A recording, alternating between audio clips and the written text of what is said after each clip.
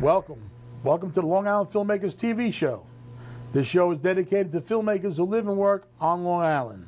We're going to have, some of our guests are going to be directors, writers, producers, actors, actresses, crew members, anybody involved with the film business on Long Island. And I'm your host, Greg Pursino, and my guest today is Andre Joseph, who's a filmmaker. He doesn't live here on Long Island, but he does a lot of work on Long Island. He's from Staten Island. That's close, all right? Welcome, Andre. Glad to have you on the show today. Thank you, Greg. I'm glad to be here. Cool. So, how long you been shooting films? I would wish I could say all my life, but I've been doing it professionally now since 2007. Okay. And my first film, which was called Priceless, I had a lot of Long Island actors in my film in that. And basically that just started a whole world of projects to come out here and to make some nice films. I'm glad you said you had a lot of Long Islanders. What drew you to Long Island for that film? Well, I just graduated from college, and I was just like all pumped up to just, now I'm out of school, I feel like I could get into the film business, and I want to make my first feature, which I've been writing for a year. So I had a friend of mine named Johnny Bianco who lives out in Staten Island, and he was a professional actor in the union. He had some connections, a friend of his, Judy Paranti, who was interested in being my film. Yeah, Judy is fantastic. Yeah. I'm in something with her anyway. We're working on something right now. Oh, great. Yeah. Totally said hello. Everybody knows everybody on Long Island. That's what happens, you know? We're all in, this is what happens. When you're dealing with Long Islanders in film, almost everybody knows somebody or knows somebody who knows somebody. I had on my other show, the guest came down and he knew my crew members. That's the way it goes, you know? But, you know. Yeah, so through Judy, who I met, and she was fantastic. She invited me over to her home. I met. What a house! Yeah, very nice. See that house. fireplace? Yes, I did. I can't help it. We're all excited. We see what happens. No, that's a beautiful home. But she's a good actress. She's been around a long time. She's been in The Sopranos, a lot of films. And everything. Yeah, she's a legend in my eyes, at least. Yeah. But she introduced me to Donna McKenna, who everybody knows around here. Donna McKenna, yeah. And she took a liking to my script. Said, I could get you X, Y, and Z actors. Number of named people involved, and we were able to negotiate, and we were able to put out the film. Cool. Yeah. Who were some of the actors in it? I might know a couple of them, maybe. Oh, God, there were just so many. Anthony Mangano, Robert Clohessy, who was just on board with Empire. I interviewed him at the film festival, not this year, the year before. Yeah. He's excellent. He's all over the place. One of my favorite characters, him, is in Blue Bloods. Yes, Blue Bloods. And I even mentioned that he should be in there more. There's not enough of him. I can't see Donnie Wahlberg going to Tom Selleck all the time with a problem, a police commissioner, even though it's his father. Right. You've got to have a boss, and Robert Clohessy was his boss. So I think they should use him more. That's just my opinion. Yeah, I was even excited when I saw him in Avengers, like a brief part as a cop, talking to Captain America. I thought that was awesome. Yeah, he's pretty cool. I like him. But that's kind of where things started happening as far as getting connected with the Long Island community, going to the filmmakers connection meetings, and from there, I mean, really just being inspired by a lot of the filmmakers and actors that were around here.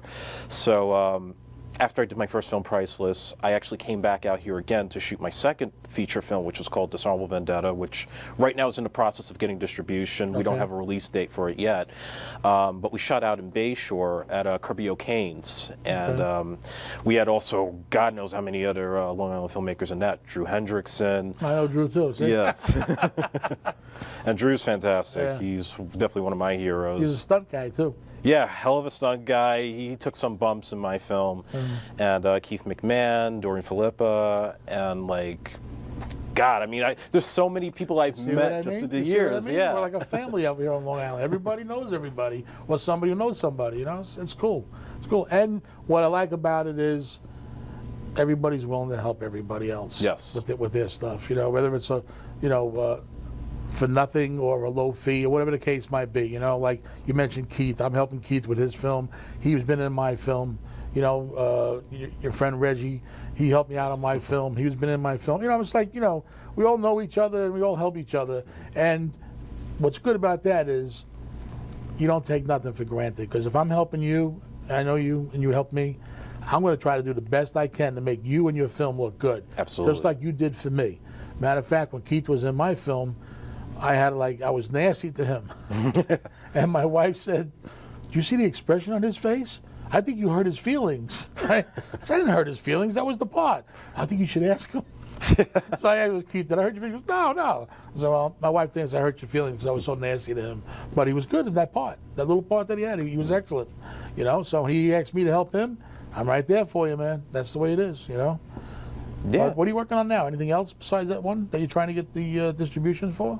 Well, right now we're in the process of releasing my short film, which is called Night Stream, and that's going to be playing at the Anthology Film Archives for the New York New Filmmakers Film Festival. It's going to be November 27th.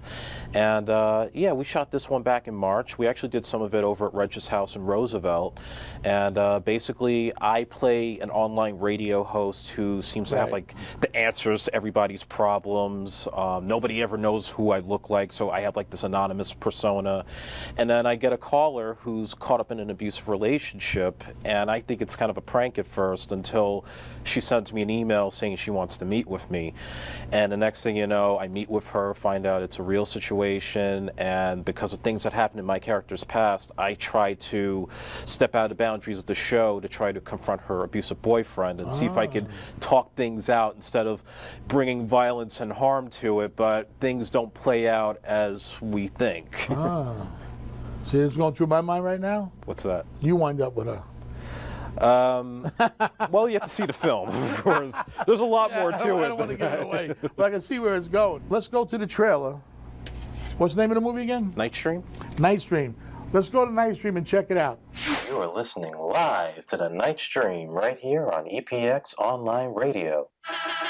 Divorce in this city has shot up by 30%. Are we, as men and women, unable to fight the urge for fresh new partners? It pays to be single in the city. Back in the day, single was a grown man, not kids with their pants down. So I guess what you're really asking is, how do we go from straighten up and fly right to act the fool? Women can't get turned on by their men unless they get some tongue. What you turn it off for? Sorry, Chris. Normally I never cut off a caller, but sometimes too much for me is too much for others. He's not taking care of me like that. You know, there's plenty of good men out there who would appreciate a good woman like yourself in their lives. Yeah, and if I leave, You're gonna kill me.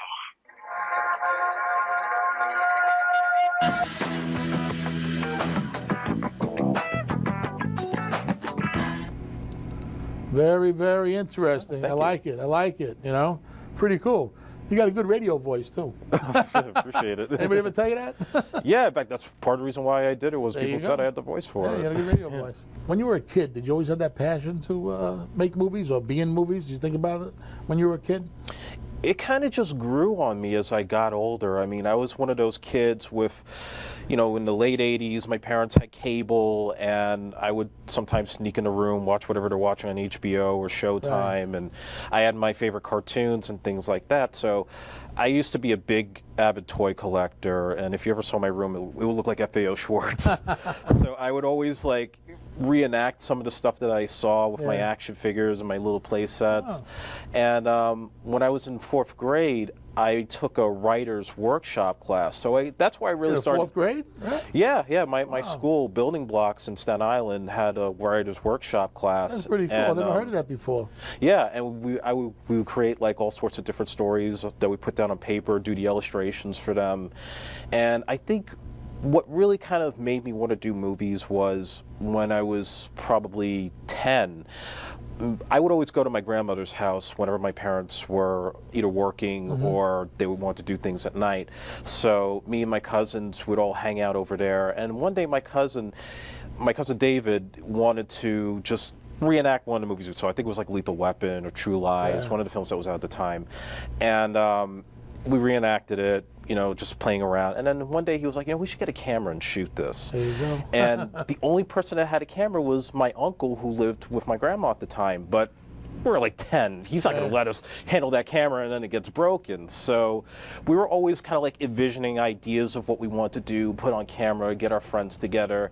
And it was kind of like an in and out type of interest that I had until finally I was on vacation. This was in '97. We were out in Hilton Head, Long Island, not Long Island, South Carolina. Right. And so I begged my stepdad, who had a camera, to just let us film something, just something quick. We'll write a script, we'll get some of the friends that we just met on vacation. And it was almost like talking to a Hollywood executive, because he was like, okay, we have to approve the script, we can only use the camera a certain amount of time, your mom has have insurance? We didn't get that far yet, but basically we got like all these kids together, we shot like around a pool, we did like a little cop movie, and it was fun. And then I came back from vacation just, every weekend getting my friends and my cousins together and writing scripts and just like shooting little short films on Hi8 video. And my parents thought it was going to be one of those phases that was going to just be out of the way, but then they decided, okay, let's take him to New York Film Academy for a summer, and he'll see how really hard it is to make real film. And yes, it was very hard to work in 60 millimeter with an Aeroflex camera that they haven't used since World War II. But What's the editing on that stuff? Oh God, the Steenbeck camera, the Steenbeck tables, trying to cut it physically. Yeah, not easy, but it made me want to do it even more because I started to absorb the process. Your creative juices started flowing, coming out, showing what you could do. Yeah, I just slowly realized, yes, I could be a filmmaker now, and I'm going to go to school for it, and that's all I want to do is just go out and make movies. That's cool, though. And it's good that you're fulfilling your dream and your goal, It's a lot of people, they get a stumbling block here and here and here, and they just get aggravated, or the case might be, and they don't continue. Then 10, 20 years down the line, oh, I should have did, but too late now. But it's not too late. Look at me. I'm 63 years old. I call myself the rookie, the old rookie.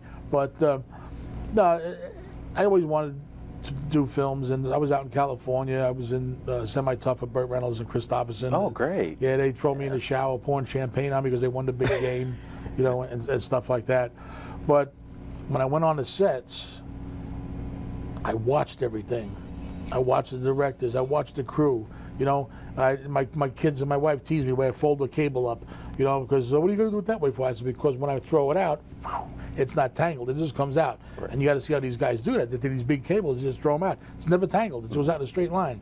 And I watch everything they do, the director, the actors, and I learned a lot. I only worked 10 days on that, but then I said, you know what, this is what I wanted to do. Then there was other things happened. I came back to New York, and my life changed anyway. But you know what I mean? That's what happens. You get a family, and that's where you go first. Your kids, and make sure they got everything and whatnot. But now I said, you know what? I was helping people out in public access television for since 97, 98. And then after a while I said, you know what? I want my own show. So I thought about what I wanted to do. I like movies. So me and my buddy, we put together a show called Crossfire Cinema. We were self-proclaimed movie critics. Okay. But we got started on that because he worked in the same place I worked, but he worked nights, I worked afternoons. So I would give him tapes to watch, and he'd give me movies to watch. And we went back and forth. We started arguing, that was crap, that was good. Oh, you know what you're talking about? I said, hey, you want to do this? We'll put it on TV. No, you can do that? I said, yeah, man, we'll do it. And we did it. So it was fun, the creative part, getting an idea, writing a little bit about it, what you want to do, setting up a set. And I was always changing my set until I got aggravated one time. I said, you know what? When you're watching a movie where they're filming a movie and they go cut, what do? They turn the camera to the director, and what do you see? Cables, ladders, all junk. So that's what you had, a ladder back there, we had cables hanging there. We had movie posters sideways, upside down, like it was a mess, and that was it. That was our set, But I'm glad you like to use the Long Island people in your movies. You got a lot of talent here on Long Island, as far as actors, writers, you name it, directors. It's all here, People think, oh, you got to go to Manhattan, you got to go to Los Angeles. There's a lot of people here. And that's why I recommend to people joining these meetup groups where they meet a lot of people with the same interests.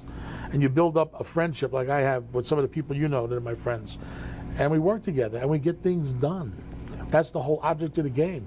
You have an idea, you get people together, you write about it, and you bring it to life. That's cool, man. I enjoy that. Yeah. And that's what I'm gonna be doing, for the rest of whatever I got. But you got a long way to go, man. You're a young buck. You got a long way to go. I'm still working at it. No, but it's cool. I have a lot of people come on this show, and they all tell me their stories, But it's interesting. I really do like it. Is there any? I know you have a lot of positives on Long Island. Do you have any negative things about Long Island besides being too far to come here to work? just taking the tolls going back to Staten Island, which is like ridiculous these days. That's the only downside. And maybe, you know, the distance with certain places. I know, like, I've had crew members, especially on Nightstream, who weren't always too happy having to drive all the way from, like, Brooklyn or Jersey and then having to go all the way out to Roosevelt. And obviously for them, it's a farther drive than for me. But I can't really say too much bad because, you know, as much as I love Staten Island and I have so many great friends out there, I just feel like everything's kind of spread out and isolated. We don't have like a Long Island Filmmakers connection meetings of any sort. Why don't you start one? Oh, well. You can do that, you know. Now I'm giving you more headaches, right? Well, no, I mean, I'm already so overwhelmed with other things right now, but I mean, if I could get the collective together, I would, without a doubt. Cool. I told that to, what's his name? Kevin Brown from 30 Rock when I interviewed him. Yes. You know, he goes, oh man, we don't have this in the Bronx. You people got it good here in Long Island. You got that, so why don't you start one? Well, that would be pretty hard to do. I said, well, go ahead, do it. You know, somebody's got to be the first one to put their foot out there. You know, I just happened to step into it. It was already established, and I started going to the festivals. I scheduled my vacations from work, where you ain't going to see me from this day to that day. Every day I'm watching films, you know, and I enjoy it, you know. And but I'm old school. I'll watch a film, and I can't get into these special effects. Yes. You had like Tom Cruise getting blown up, flying across the sky. Ice Cube in some movie he was in get blown up. He's flying across the sky. Give me a break. I want to see a real stuntman get blow up behind him, you know, the real thing, you know, and things like that. I don't like all that special effects. I had to use a green screen for one of my scenes, and it bothered me because I wanted to go to the airport and film it. They wouldn't let me. They wanted $3 million insurance and other things, you know, so I went to a green screen and used it. And so far, I'm still not happy with it. We're taking the effects back and forth because it's nighttime with the fog. You know, sometimes it's too much fog and things like that. So we're playing with that. It'll work out, but I just go out there and do it the old-fashioned way, you know? Right. In fact, on my second film, Dishonorable Vendetta, we had like a number of special effects scenes, and my producer, Rico Mancini, which I want to give a shout out to, who, you know, I wouldn't have been able to make the movie had it not been for him. He worked endless nights with rotoscoping shots, putting in fake blood, putting in fake muzzle flashes for guns and things like that. And we did like a whole big rocket scene to kill off one of the characters, which we did green screen. And I definitely sympathize with your point. I mean, I'm also like one who admires great stuntmen like the late Hal Needham, who just passed away recently, and the great stuff he did with Cannonball Run and Smoking the Bandit, where it's like physical, you believe it. The two things I would have to say is, for one, you still have to have a good story at the end of the day, or else with the special effects, if it's just a movie like, say, Transformers, where it's all about big giant robots fighting and there's no real depth to the story, what's the use of paying to see it except just for amusement purposes? You know what? I could go see that. I just sort of come in attractions says, that's not for me. I was a fan of the cartoon and the toys, but I can understand not everybody having it be their cup of tea. And a lot of times I'll watch a film, I'll watch the first one. I don't like when they make 2 and 3 and 4 of them, because they lose it. They don't realize it. Oh, we got a lot of money. Let's do it again. Oh, we got not as much, but we got a lot. Let's do it. Now it peters out. Now it's coming out of their pockets and they're not getting it back. You know, like, how many Rockies could you watch? How many Batmans can you watch? You know, that's just me. But you know what?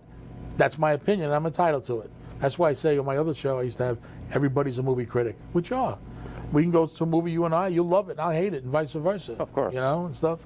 But, you know, what are you going to do? You know? But as far as Long Island, I'm so happy with the people out here. I get nothing but positive energy from them. You run into a few, like, you know, what am I dealing with this person for? You know what I mean? But first and last time. But most of the people, they're passionate. They want to do a good job. Things like that, you know. And like I said, you don't got to go far for that. Look at you. You're coming from Staten Island out to Long Island to get the people. And look what you did today. You live in Staten Island. You came out to Riverhead. What did it take you, like 2 hours? Yeah, almost 2 hours with the traffic on the... 2-hour drive. You know what I mean?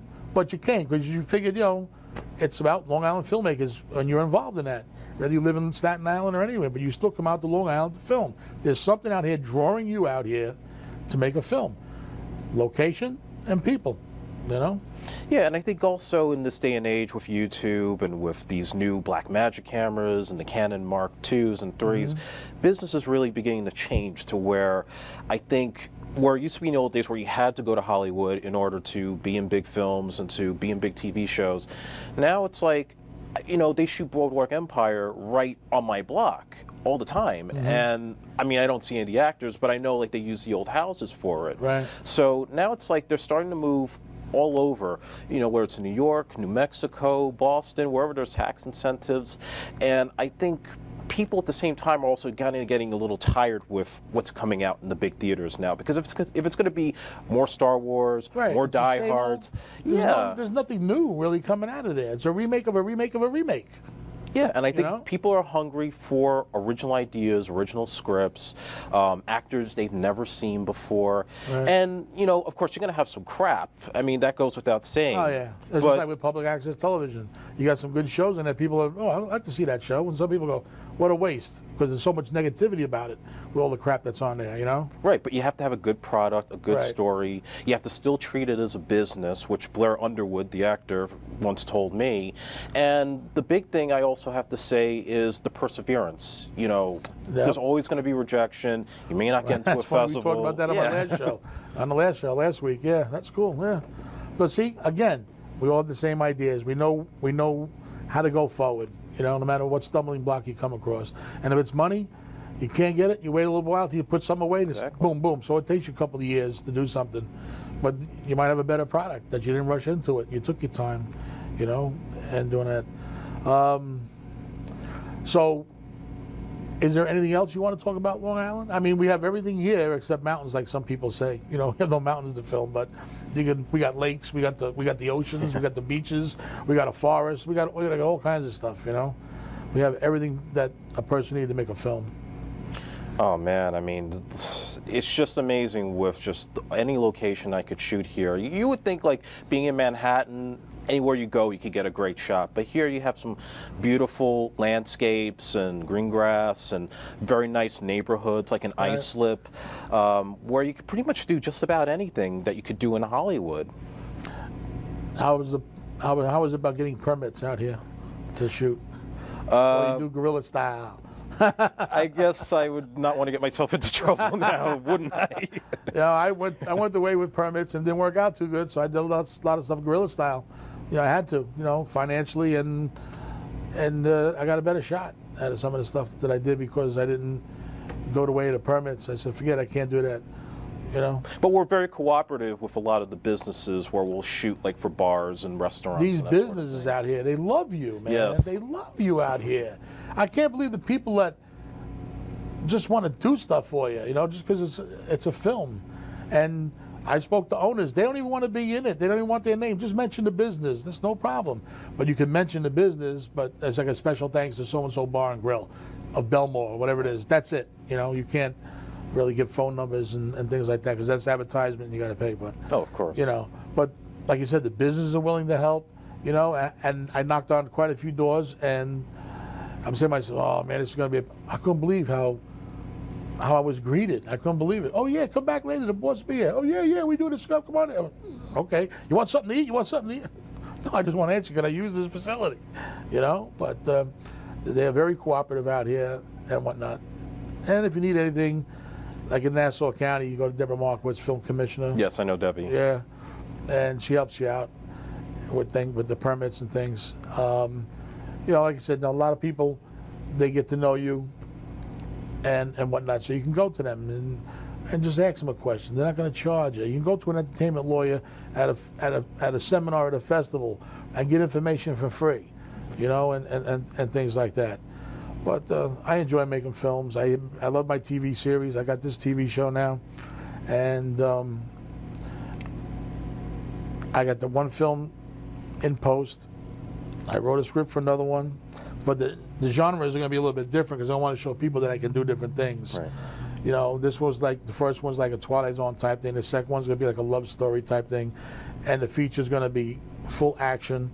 And I even got a TV series that I'm jotting down, making notes for and stuff. Nice. So, you know, maybe I'll be calling on you one day. Oh yeah, Help me out, definitely. you know, if you need me or anybody I know, you know, just give us a buzz, you know.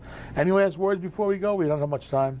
Well, I just want to give a shout out to my parents who are probably going to be watching this at some point, and my leading lady from Nightstream, Aisha Wax, who couldn't be here today, but she's been fantastic with me and being in the film, and really somebody that I think a lot of people should look out for. And also my friend Dr. Robert Goldman, who's out here in Comac, who I did an anti-bullying campaign for, shot a video for him, and definitely check him out on Facebook. He's doing a lot of great things for the youth here in Long Island. And yeah, I got a number of different projects, so many to name, but I'd rather just announce it on the website when we're ready. Okay. And you know, that's funny talking to you because you're from Staten Island and you mentioned Islip, Comac, all these places, like it's just rolling off your tongue, you know. Well, other people, Islip, how do you say that? Islip? You know, stuff like that. That's pretty cool. Andre, thank you very much. I appreciate you coming on the show. I had a great time. I really appreciate it, Greg. And Thank you're you. very informative. You gave me a lot of information. Like I said, you know what? If you need me, I'm there, and no problems, all right? Thank you so much. All right, folks. You've been watching Long Island Filmmakers TV and show, and I hope you enjoyed it. We have a lot of good guests on, and come back next week. I hope you do. God bless. Thanks a lot, man.